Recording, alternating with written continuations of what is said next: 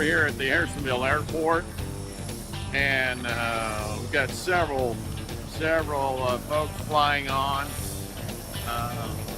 Nitrogen, dry, and liquid.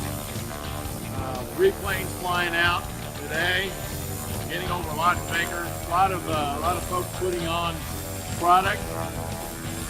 So the 2 running dry tomorrow. There'll be 3 running dry.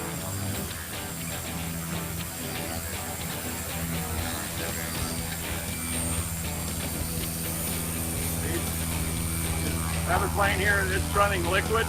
It's running slow release.